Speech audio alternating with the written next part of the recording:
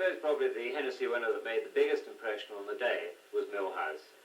Well, he did win in terrific style. And he was a very, very, very good horse. Then, you know, he had various troubles afterwards, back trouble. He's a big, heavy horse. And he'd been fired. And that without these troubles, he might have gone on being he was a very good horse after it, but he was never quite as good as he was that day. The clear leader now, and Arkle just going to jump in second. Happy Spring jumps in third, then comes Johnny Rhodes coming to the last fence now, and it's Millhouse clear of Happy Spring and Arkle. Then in fourth place is Johnny Rhodes, and Millhouse is only going to jump this to retain his supremacy. Millhouse over clear.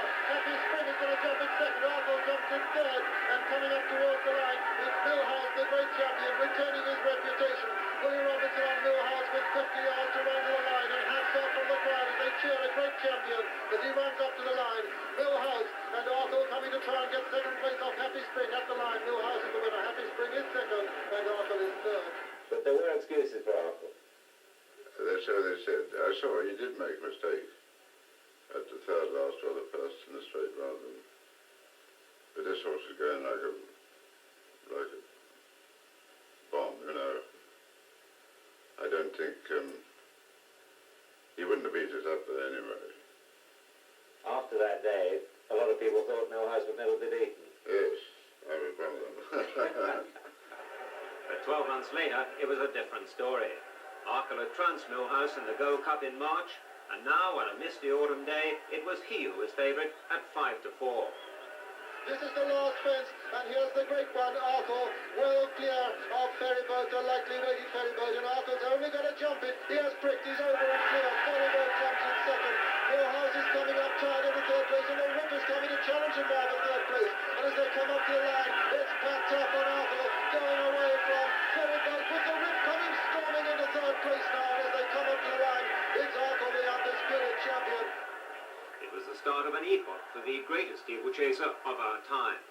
Later, the rules of handicapping were altered because of Arkle, and many felt that his supremacy broke the heart of Millhouse.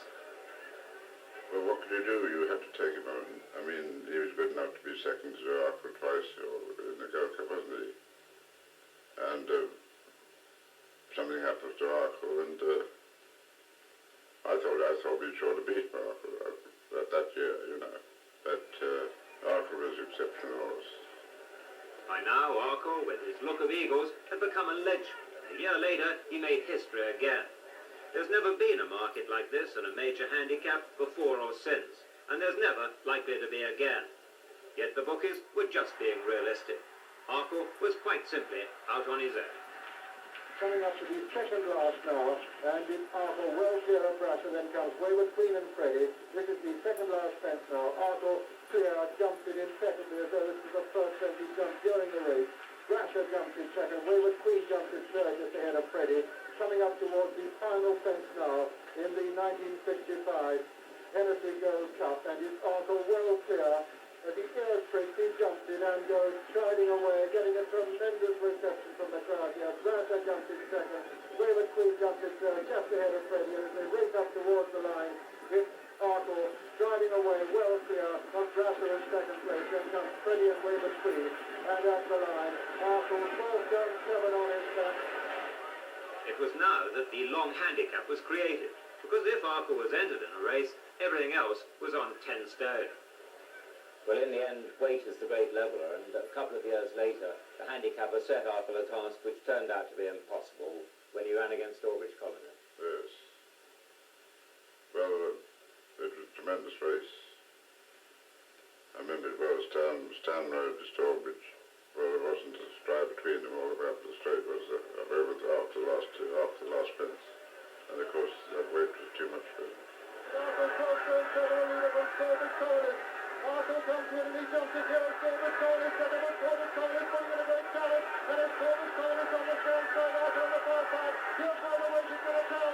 And it's Stalbridge Colonist going away from Arkle. Now it's another up to the line. Arkle is going to be beaten.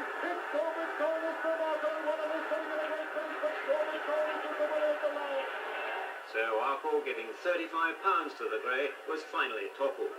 Yet 4 months later, with Arkle injured, Stalbridge Colonist was beaten less than a length in the Gold Cup. Such was the measure of Arkle's greatness. Sadly, his next race was to be his last. A broken pedal bone ended an era.